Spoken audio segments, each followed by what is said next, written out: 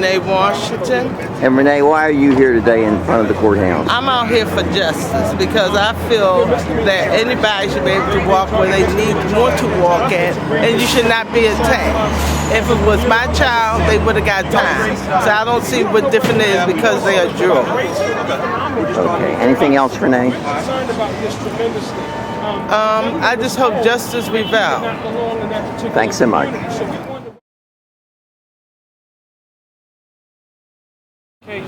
We want to send a message to the court system, to our state's attorney, that what we expect of them is for justice to be unanimous, regardless of race, creed, color, ethnic background, economic situation, or what have you. We expect for justice to be universal.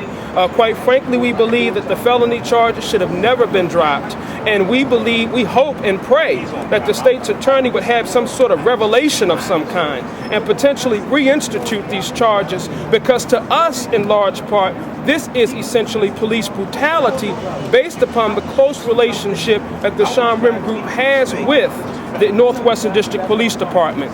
The Shomrim Group gives money to the Northwestern District Police Department, and the Northwestern District Police Department shares resources with the Shomrim Group. So to us, it's really a quasi-police agency to some degree.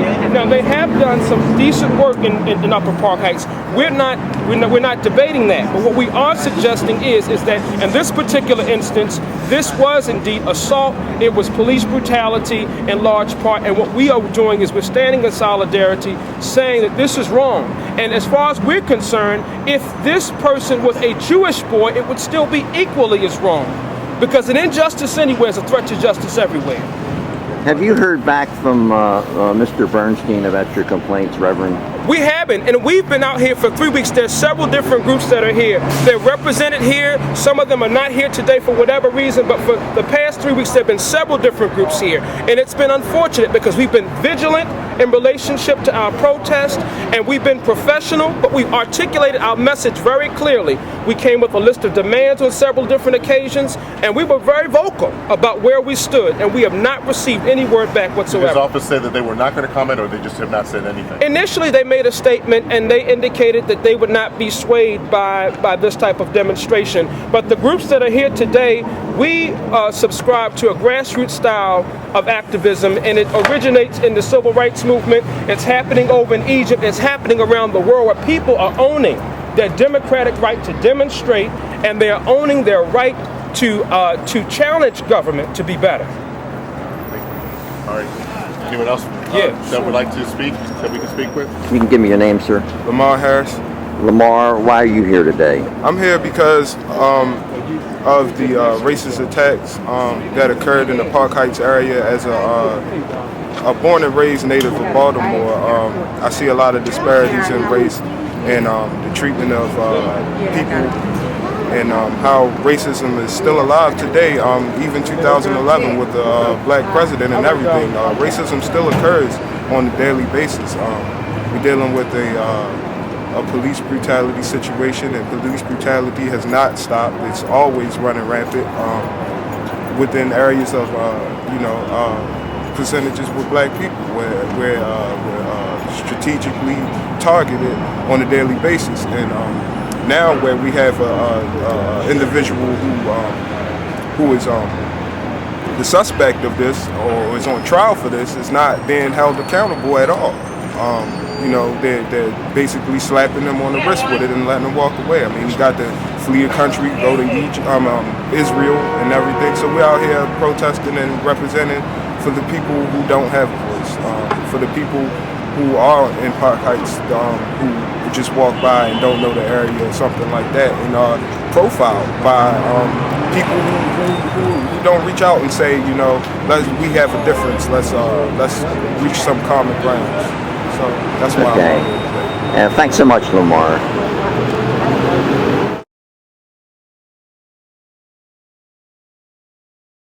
I'm sort of in a mad mood, so I'm not real nice today. Let's get your name and spelling, please. Sharon Black, B-L-A-C-K, and I'm one of the coordinators for the All People's Congress and the Job is a Right campaign. Okay. And Sharon, you've been out here too, because there have been several times that we've talked to you about these different protests. the importance for you and the All People's Congress to be here today? I mean, there's a number of reasons that we're out here, mostly to say no to racist attacks. We're opposed to what happened in Upper Park Heights. I mean, we've actually been in that neighborhood, and there's such a disparity between the treatment of Lower Park Heights and Upper Park Heights. We've worked with some of the high school students that worked in the NAACP there when we went for our labor protest on October 2nd. We know that they have no choice but to walk from that area to the bus stops near Northern Parkway and Lower Park Heights. So we feel it's a great injustice, and we think there's a lot of things we're out here to say. One, we think that the community needs jobs. They don't need this kind of violence against youth. We think that there's been a disparity in treatment between how this case was handled, and we have joined with SCLC and other groups in saying that we want Shomrim disbanded, and we also think that, as we said before, that hate crimes charges should be leveled in this case. One of the things that we want to point out too is that although they're protests, counter-protests, Right. both have been very respectful and peaceful. And if you can talk about that basically everybody's respecting each other's rights. Yeah, I mean, obviously. I mean, we've come here to have a message. We haven't come here to confront any particular group. We've stated right from the beginning it's not a question of Jewish versus non-Jewish. People have made a big to-do about that, but that's not what it's a case of. Racism is racism, and when you tell somebody that they don't belong in a particular neighborhood and they happen to be an African-American youth, we think that's a case of racism. And we don't think it's a case of religion. We don't think it's a case of this or that. It's basically a case of racism. Thank you. Appreciate it. Thank you. Well, let me just follow up, Sharon. Sure. Do you think that Mr. Bernstein is getting your message? No, we don't think we don't think anybody in the city is getting our message per se yet. I mean, what it's going to take is a really vocal people's movement, and this is the beginning of it. I mean, some of the press have been asking baiting questions of our members because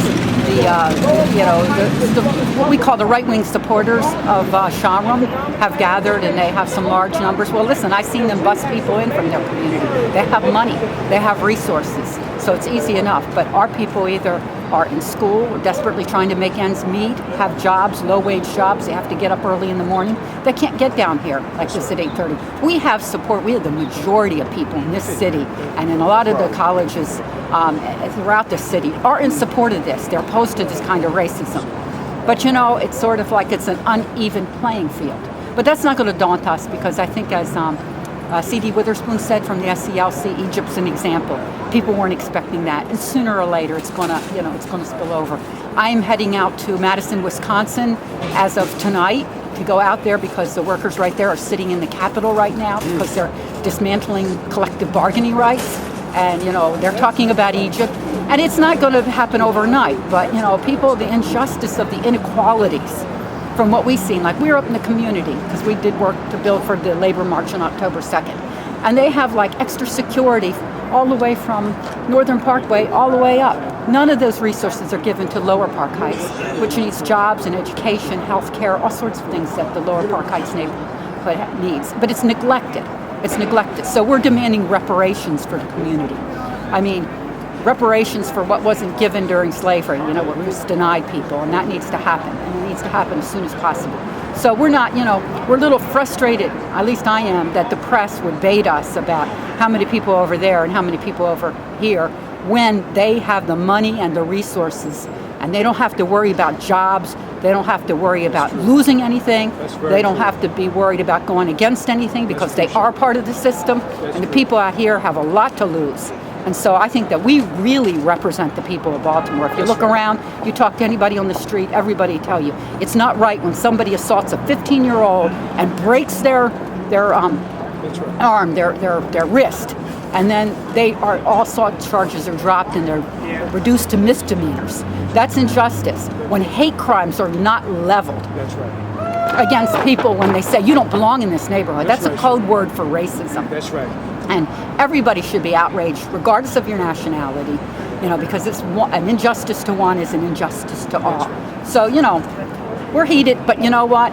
This isn't just one battle. It's connected to everything. They're trying to build a youth jail, to house people. We want to fight to stop that. There's been students on the campus. Leadership of the Beautiful Struggle has been fighting that. A lot of other groups have been fighting around the jail issue. We're going to be fighting the BG&E rate hike, 31% that they want to level on people. We're out here. There's state workers out here. They want to get rid of their retirement benefits. So we're going to have to be fighting the governor. You know, they want to strip us all of our rights. And sooner or later, we have to get together, not just on a local level, but on a national level, and march in the tens of thousands to Washington, D.C., or wherever it takes, and stay, just like they did in Egypt. And I have confidence. You know, like I said, Wisconsin, some of us from the All People's Congress are heading out there. You know, as we speak, we're making plans. We've been getting text and you know, Twitter announcements from what's happening, and they are literally slept in the Capitol right now. We don't know what their struggle, what's going to happen. Maybe it isn't the signal to really start the fight, but they're there in the Capitol right now, sleeping in because the governor wants to dismantle all their rights. So I feel encouraged. I mean, I feel very encouraged because what we have here on this side is young people from Morgan State University, CCB, or, you know, for the community college over there on the west side. We have people that from the Job is a Right campaign who have no jobs. You have those of us who still, you know, working and trying to make a living. And you'll have people, you know, religious leaders. You have people of all walks of life on our side. So we know that we represent the future. Thanks, Sharon.